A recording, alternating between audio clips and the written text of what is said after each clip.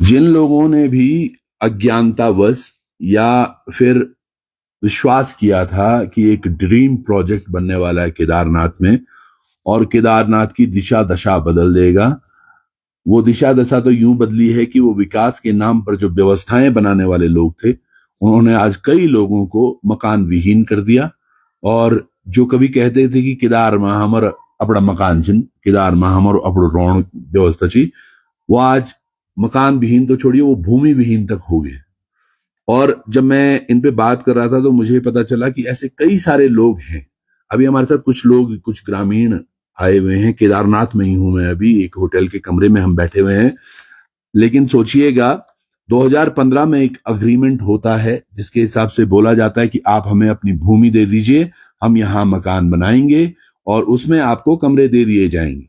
लेकिन 2015 के बाद इनको 18 में वो मिलना था, जो कि इस अग्रीमेंट के द्वारा लिखा गया है। ये अग्रीमेंट जो है, ये तब जो इनके अध्यक्ष थे बीकेटीसी के, उन्होंने, और जो एसडीएम थे उन्होंने, है, और तहसीलदार ने, सबने इसको साइन भी कर रखा है पेपर।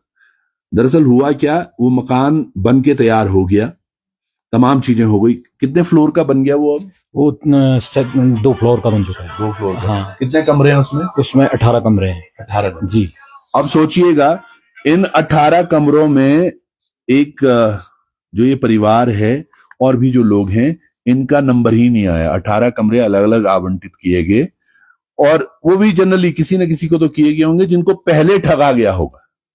सोचिए, मतलब ये पद्धति से चलते आ रही है कि पहले किसी को ठग दिया, अब इनको भी शायद उस मकान में कभी शिफ्ट करा जाएगा या नहीं, क्योंकि 2015 से लेके अभी भी 10 साल हो गए।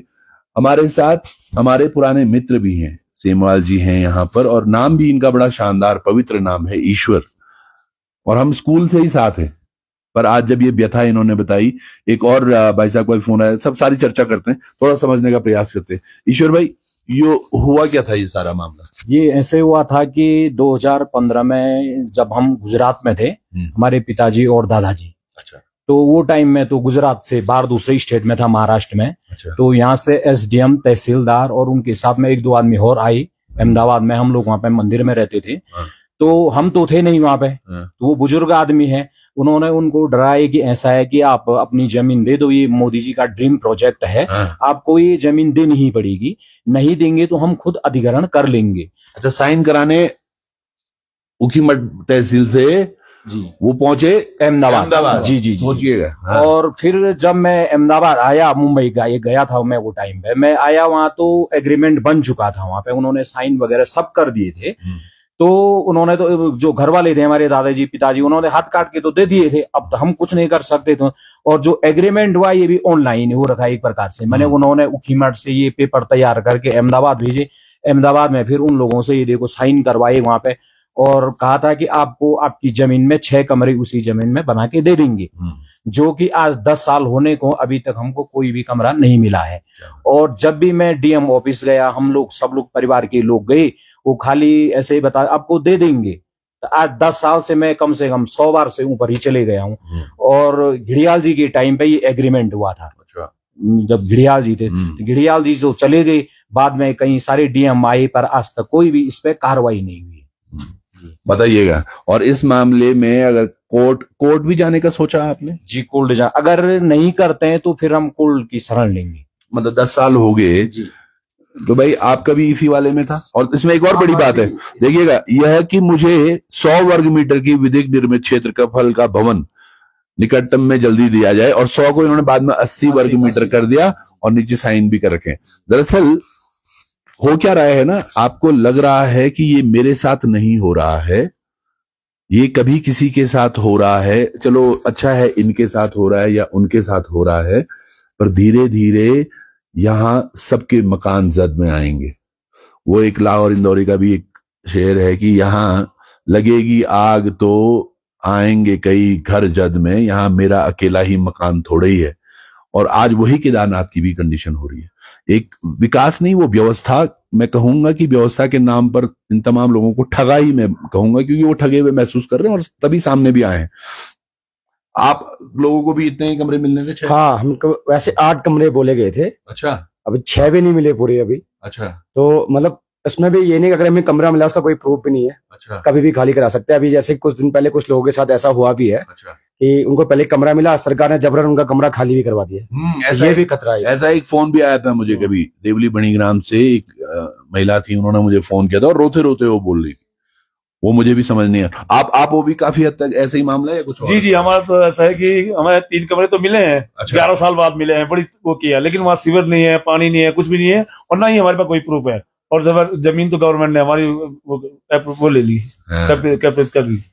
अब समझिएगा ये दरअसल हो क्या रहा है। और यहाँ अभी भी कई ऐसे भवन हैं जिन पर इनकी नजरें हैं, और इनकी नजरें ऐसी हैं कि जिनकी रजिस्टर्ड भूमि है उनको डरा के। कल मैं एक वीडियो देख रहा था छत्तीसगढ़ का, जहां पर कि जो कप्तान थे वो हेलमेट पहनकर अनाउंस कर रहे थे कि आप लोग अपनी जमीन इस प्रोजेक्ट के लिए दे दीजिए, नहीं तो आपको देशद्रोही साबित किया जाएगा, और गांव वाले डरे हुए। तो यही कंडीशंस मुझे यहां लग रही हैं, क्योंकि एक भाई साहब हैं हमारे, वो भी हमारे स्कूल टाइम के मित्र तो नहीं, उनके छोटे भाई हमारे मित्र तो थे, उन्होंने डॉक्यूमेंट भेजा है। उनके साथ तो क्या हुआ कि उनकी जमीन ले ली और मकान बन के वो कहीं और दे दिया, और अब उनको साफ बोल दिया सोमनाथ भाई साहब का है, उनको तो बोल दिया कि अब तुम्हारे यहाँ है ही नहीं जी। तो सोचिएगा। और ये तमाम लोग आज, मैंने पहले भी कहा है, ऐसा नहीं है कि हम किसी के दल के विरोधी हैं, मैं केवल ये बोल रहा हूं आप कम से कम सही को सही और गलत को गलत तो बोलना सीखो, क्योंकि ये भी भाई लोग आपके ही हैं या कोई भी और। कल को जो समस्याएं आती हैं, आज हमने देखा दिन में कि किस तरह से जो हमारे लोकल्स हैं उनको मंदिर के अंदर घुसने में प्रॉब्लम हो रही है। अभी शाम को भी कुछ बच्चे आए थे, ये उसाड़ा से लोग मिलने आए थे तमाम, आज तो मुझे लग रहा है सुबह से ही बहुत सारे लोग मिलने आ रहे।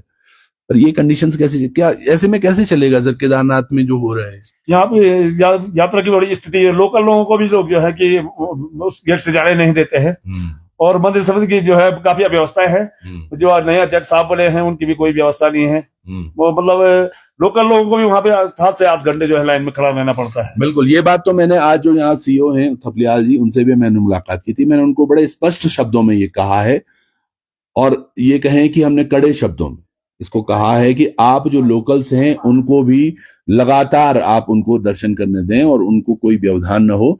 मुश्किल से 5-7 दिन की यात्रा रह गई है, और अगर स्थानीय भी नहीं होता, क्या जो लड़के यहाँ नीचे टेंट लगा रखी है, दुकानें लगा रखी है, वो सोचते हैं कि यार घर जाने से पहले एक बार जल चढ़वा दें, उनके लिए भी दिक्कतें आ रही हैं। तो ये सोचनीय विषय है।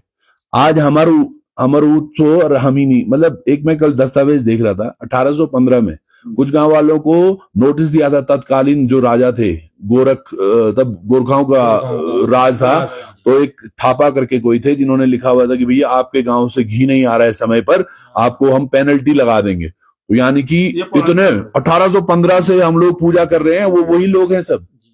और आज हमारे यहीं हमको एक व्यवस्था के नाम पे, और इसमें तो सुनने में ये भी आ रहा है कि केदार क्या नाम बोल रहे थे वो, कि एक ट्रस्ट बनना है, केदार ट्रस्ट या कुछ इस तरह से है, जिसमें कि पता नहीं कौन लोग हैं, किसको ये देना जाने वाला है। क्योंकि ऐसे ही एक अडानी का अभी ड्रीम प्रोजेक्ट यहाँ एक और आने वाला है, रोपवे का, है ना। रोपवे भी 1 करोड़ों हजारों करोड़ रुपए उसमें लग रहे हैं, और उसके बाद वो समझिएगा वो पैसे, ये तमाम लोग जो ये मकान भवन भी बन रहे हैं ना, शायद ये फिर उनको ट्रांसफर हो जाएंगे कि भाई यहाँ रुको, और दूसरा जो बच जाएगा यहाँ से सोनप्रयाग से लेके यहाँ तक, मुझे नहीं लगता कोई धंधा होने वाला है भाई। जब आदमी आधा घंटा या 1 घंटे में यहाँ ऊपर पहुंच जाएगा, वो दर्शन करके फिर नीचे चला जाएगा, तो फिर वो रुकेगा क्यों? और यहाँ क्यों? वो तो रुद्रप्रयाग तक कहीं नहीं रुकेगा, है, दिल्ली से आएगा रात। खैर, दरअसल आज ये लड़ाई इन पत्रों की है, और यकीनन अब ये हमारे संज्ञान में आया है, इसके लिए चाहे आंदोलनरत होना पड़े। इन तमाम जो हमारे तीर्थ पुरोहित हैं, इनके हक हकूक इनको मिले, और ये अति शीघ्र मिले, ये व्यवस्था बनाए सरकार। किस तरह से ये इनको छला जा रहा है, ठगा जा रहा है, औरों को ठगने का प्लान किया जा रहा है, ये अब नहीं, जितना हो गया उस पे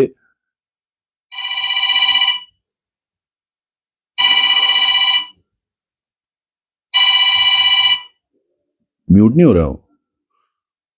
जितने लोगों को आपने ठग दिया वो अब तक जैसा चल रहा है वो है, लेकिन अब आगे ऐसा ना हो, ये एक बड़ा प्रयास रहेगा। हम सब लोग उसमें साथ रहेंगे, और किसी भी तरह जो हमारे में केवल लड़ाई अपने हक हकूक की है। सोचिएगा, जो बंदा आज कंडी लेता है, जो एक कंडी लेके आ रहा है ना, जो अपनी पीठ पे पूरी अपनी मेहनत से 70-80 किलो का आदमी उठा के वो नीचे गौरीकुंड से यहाँ ला रहा है, आप उससे भी 300 रुपए ले रहे हैं उसके खून पसीने की कमाई से।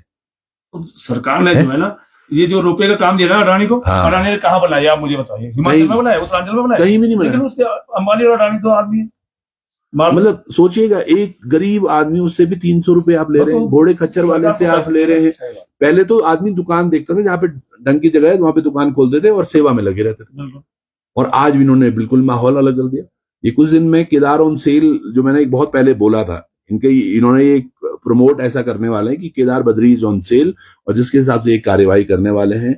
मैंने पहले भी बोला, ये एक आखिरी चेतावनी है।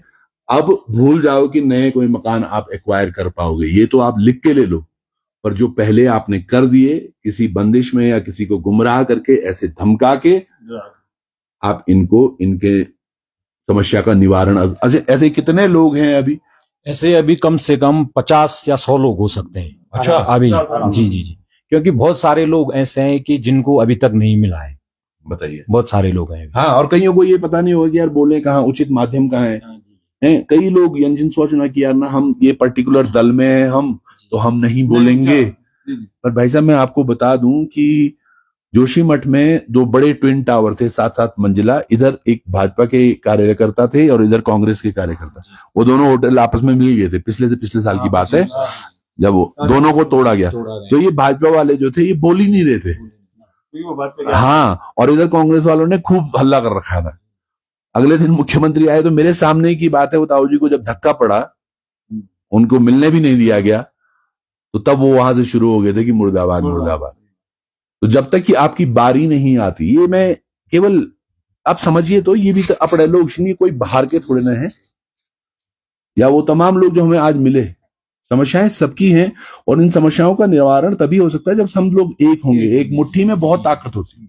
आप लोग ऐसे बिफरेंगे तभी तो उन्होंने ये सारा जो बुझा भी, मुझे जो लगता है ये भी ऐसे कर रखा होगा, एक एक करके, अलग अलग करके। जब वो लोग अहमदाबाद में आए थे, तो पहले हमारे पास आए, फिर वो लखनऊ में गए, दूसरे कोई लोग थे। अच्छा। मैंने जब हम जजमानी में जाते हैं वहाँ, तो जो लोग जिस क्षेत्र में था वो उस क्षेत्र में पहुंचे, और यहाँ पे उन्होंने बात नहीं की केदारनाथ में, क्योंकि वो टाइम हम सब साथ में थे। जब हम अलग अलग हुए तब उन्होंने एग्रीमेंट तैयार किया। इन्होंने बुजुर्गों को ज्यादा टारगेट किया, दबाव, मानसिक दबाव डालने के लिए, कि तभी आदमी मतलब डर जाएगा इस तरीके से। जब मैं घर में था तो पिताजी ने मेरे से कोई बात नहीं, बोलते थे वो, अच्छा। मार्केट में बोलते थे, पटवारी या तहसीलदार जो भी थे, पर ये सीधे पहुंच गए अहमदाबाद। और हमारी 2 जमीनें थी यहाँ पे, एक तो गुजरात भवन का जो हम एग्रीमेंट आपको दिखा रहे हैं, और एक जो मेन मार्केट था वहां पे 3-4 रूम थे, समझो। दुकानें थी 2 नीचे, ऊपर रूम थे, पर उसका भी आज तक न मुआवजा मिला, न हमने उसका एग्रीमेंट भी नहीं किया था। पर तब भी वहां मैंने, वो रास्ता बनना था, मोदी जी का ड्रीम प्रोजेक्ट था, तो उसमें हमने फिर भी कुछ नहीं बोला, चलो कोई बात नहीं, पर कुछ ना कुछ तो मिलना चाहिए था। आज भी मैं ऐसी जगह हूँ, मेरा टीन सेट बना रखा है दूसरे की छत के ऊपर, पिछली बार बनाई, इनको मालूम है, तो वहां पे रहते हैं हम। मैंने उसमें टॉयलेट बाथरूम में कोई सुविधा, मतलब जो कभी मालिक हुआ करते थे, आज वो जर्जर की भूमि पे हैं, और यहाँ एक ललित महाराज करके हैं, जिनको इन्होंने 4 नाली तो लिखित में दे रखी है जमीन, और उसमें भी आगे मैं देख रहा था उन्होंने और कब्जे के लिए आगे टिन मिल लगा दी।